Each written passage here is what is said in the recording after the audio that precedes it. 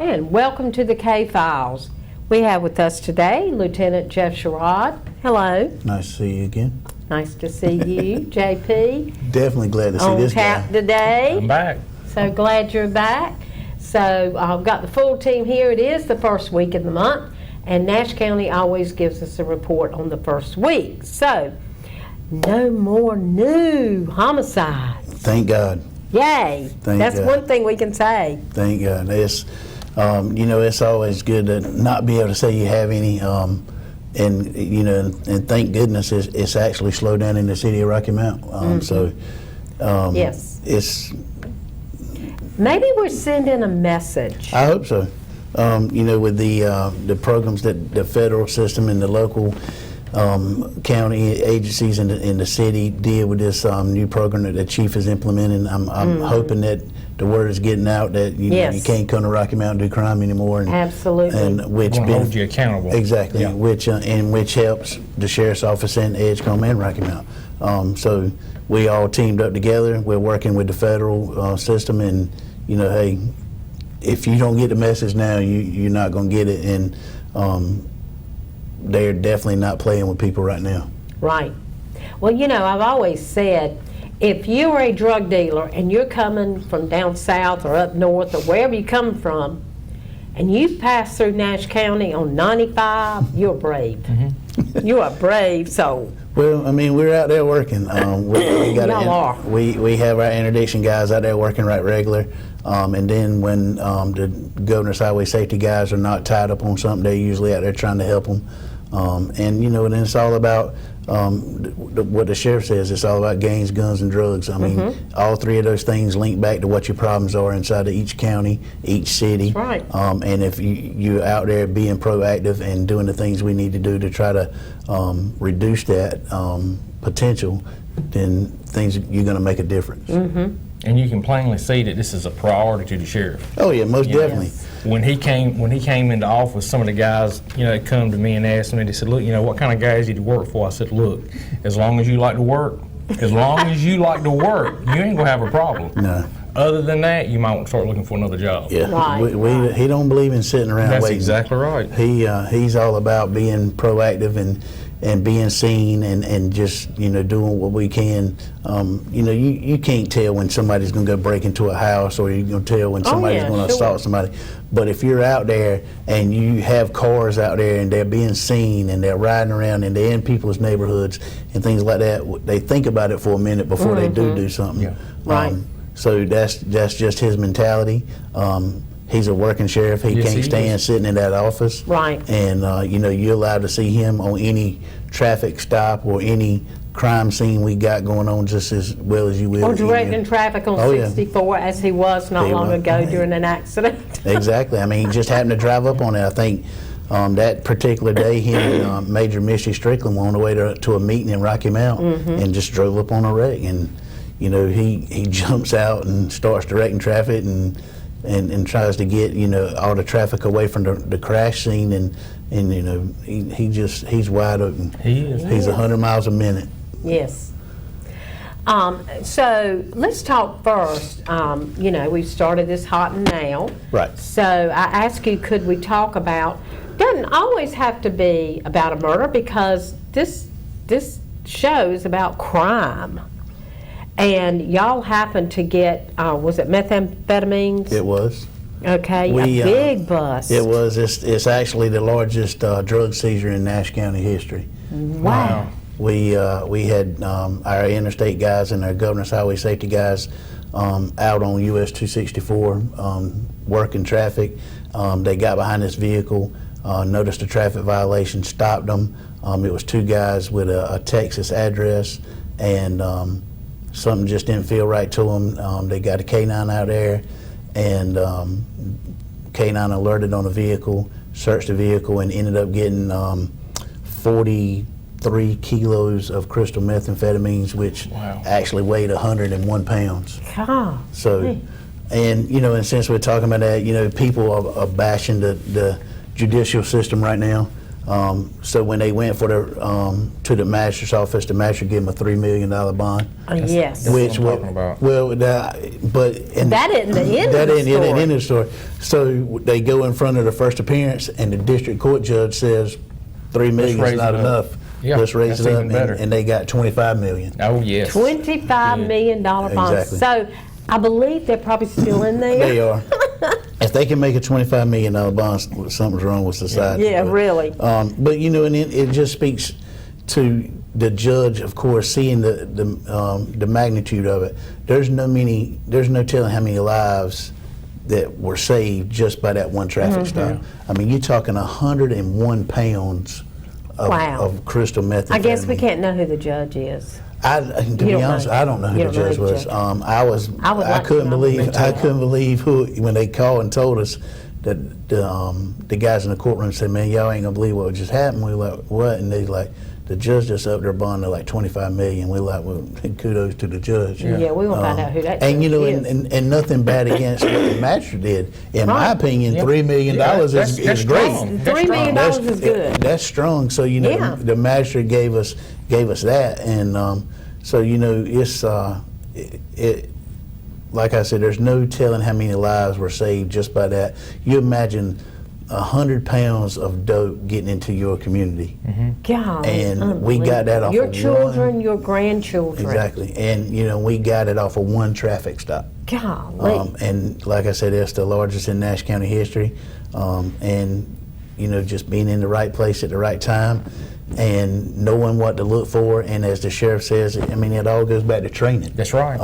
You know, if we or he hadn't been the sheriff and had these guys trained up on what to look for out there working interdiction, we would have never got there. Exactly. It had been in the communities, and you would have been reading about it in the papers. You know, they always, when Keith Stone became the sheriff, I remembered hearing so many times, so many times, why is the sheriff's department stopping cars? Why are they doing traffic stops? What in the world? That's not their job.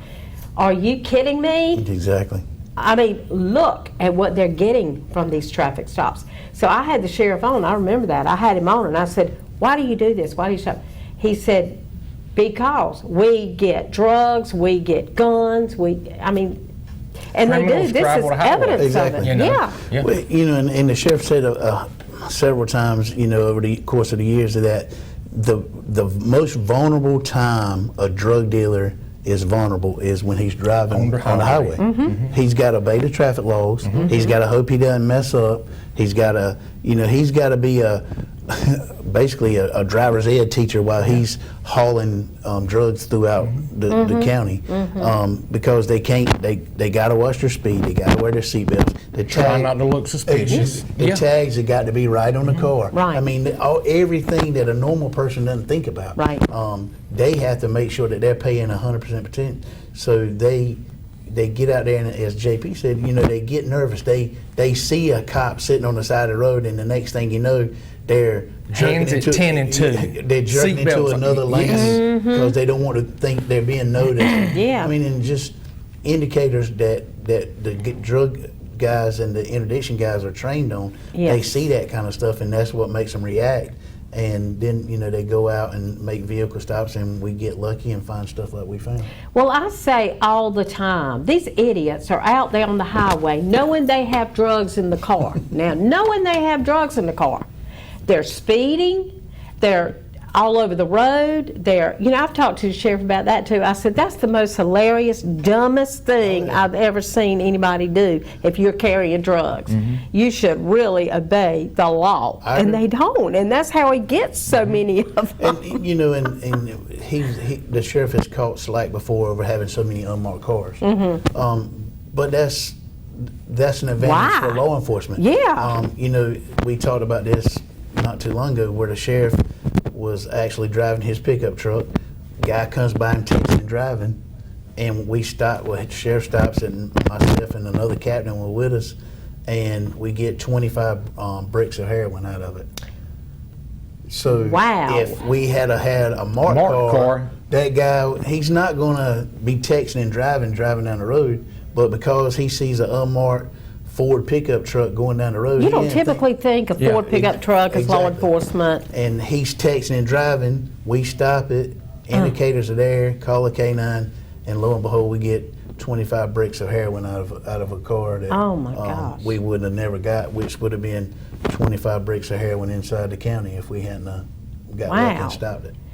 Y'all have stopped. We just thank y'all so much because good job. all the Thank law you. We enforcement, appreciate you're it. keeping the drugs out of our communities, and that's just wonderful news.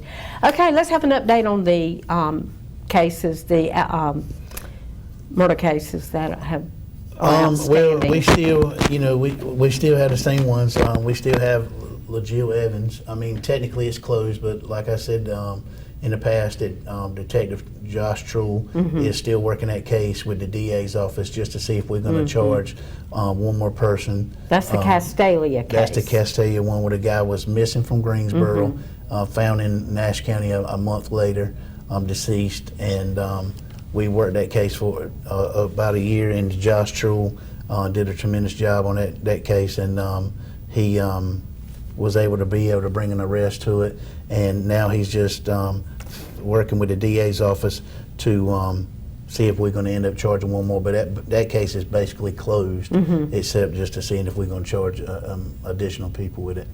And then, of course, we got Randy Colgrove, the one on 58, who was the barber. Was shot and killed in October 2017. It appears that it was a home invasion, and we're just hoping that we get that one break to get us over the top so that we can make an arrest in that case. Doesn't that have to be somebody that knows him, because his house is so far off the road, nobody's not going to just stop? I'm not going to say they knew him. I think they knew of the location. Okay. But I'm not convinced that it was actually somebody that knew Randy. Okay. I'm pretty convinced they knew where the location was, and I think he or his roommate may have been a target, and unfortunately Randy just happened to be home. Okay. So we're still working that case, and then the case that is real sensitive to you is Letitia McNair that Yes. we opened back up last year.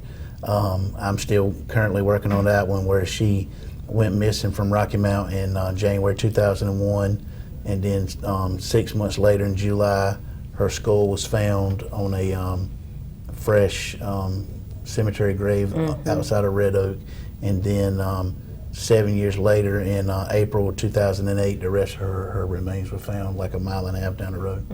So we're still currently working on those when we have a chance. Randy Colgrove and Letitia they sit on my desk, so it's a constant reminder every day, and I try to do something with it every day, but we just need that one piece of evidence to get us over the top. I think we are very close on both cases, so if we could just get that one last bit of information we need to throw us over the top, we could clear them out, but unfortunately right now we don't have what we need. Right. Well, we hope you'll get what you need coming up and solve those. But we do have a missing person still. We do. We always have Travis Lynch that went missing Christmas Eve 2003 from the Bailey, Middlesex area. And we say this before, that this case just puzzles me to this day. JP's been in this business just as long as I have, and at some point you either find a person or you find a car, and unfortunately for us in this case we hadn't found either one. And it's one thing for a body to be missing or a person to be missing and you not be able to find them, but usually a car will pop up and give you some kind of indications of how this investigation needs to go, but we don't have that. And it's just, as Major Misty Strickland said up here before during the time she was up here, is that some people down around the Middlesex area know what happened. Sure they do. We just need those people to come talk to us, and if they want to remain anonymous, call the numbers, call the Crime Stopper number, call Fighting Crime, do whatever you need to do to help us get to the point where we can try to either locate his remains or the car or him alive. I mean, you never know what the situation is, because unfortunately we don't have enough to tell us which way Right. we need to go in this Right. investigation. Well, if anybody knows anything, there's the number, 406-6736, or you can call 459-4121. 4121. You certainly can, and speak with an officer. It's completely anonymous. We up here do not, except for Lieutenant Sherrod, we will not know who you are. We will not, they don't tell us anything except we need to pay out on this case. That's all, and we pay out in cash. We do. There's nothing better than cash. And we give you cash within 1 to 2 days, 24 to 48 hours. You will have the money. It's upon arrest. If they arrest an individual, not upon conviction, it's got to go through the court system and all that, no. Just upon arrest. And this is important, folks. We know, people know, somebody knows about these cases. So please call Lieutenant Sherrod, 459-4121, or that number on the screen is the hotline. Please call it if you know anything. Yep. So, And the show works, just so you know, and it's something that it totally, is unrelated to anything we're talking about. But people watching the show, I just got a call last month where a man said his sister committed suicide in 2001, and he had questions about it. And so he called, and I spoke with him, and we were able to pull the case file, talk to some people that worked the case back then, and answer the questions that he had about his sister's suicide. Mm-hmm. And 2 days later, I get another phone call from a lady out. She lives in Rocky Mount now, but in 1997, wow. her little brother and another man died in apparent carbon monoxide poison. And she had questions about that, so we don't have the case file for that from where we lost all the Right. paperwork during the hurricane.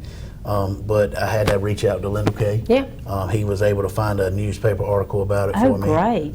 And now I'm just sitting back waiting on the toxicology reports and stuff to come from Raleigh, so I can sit down and talk to this lady and try to answer some of the questions she may have. So Wow. people are definitely watching the show because we get calls all the time Great. about questions people have for old cases. Yes. So the word is definitely out there that Nash County will look into an old case if you have some questions about it, and I try to do my best to answer those questions. Well, I know you do. And maybe, perhaps somebody knows something about these cases. We yeah. really need to solve these cases.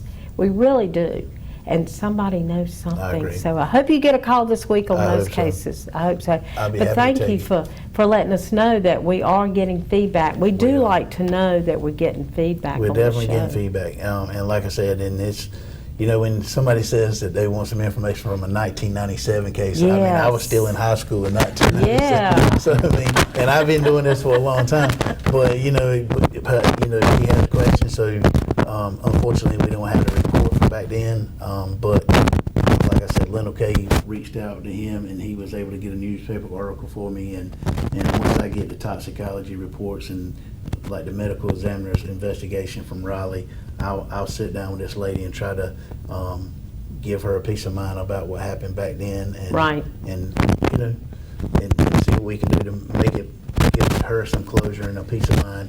And exactly what we'd like to do in these 4 cases. Exactly. Is try to give this family some closure and give them a peace of mind of that, even though the cases turned cold, that we hadn't given up on these cases, and that we're still trying to do the best we can to try to solve them. Right. Absolutely. Thank you, Lieutenant, for coming this morning, and we'll see you back in 3 weeks. Unless we call you in. He's on call with I'm on us, in emergency case y'all don't standby. know. He's on call. I feel like I stay on call, but it's look, we're happy to come here and talk to the people. That's what we're all about, is getting out in the communities, talking to people. So we don't turn down any invitation we get. Well, let Sheriff Stone know and the men and women at the Sheriff's Office know that we appreciate what they do and day to day keeping us safe and keeping drugs and criminal activity off the streets. We appreciate it. Amen. Well, we appreciate it, and we appreciate you saying that, but myself and 2 or 3 of the other guys went to eat the other day, and people would stop us constantly and tell us the same exact thing. So I think what Sheriff Stone is actually doing in the county is making an impact, and people see it, and I think they're pleased with the results. And you know, and he keeps his foot on the gas all the time, so they can just yeah. hopefully keep seeing good things in the paper about us, and we just keep doing what we're doing. Yeah, absolutely. Well, thank you, Lieutenant, and we'll be right back with JP and myself right after this.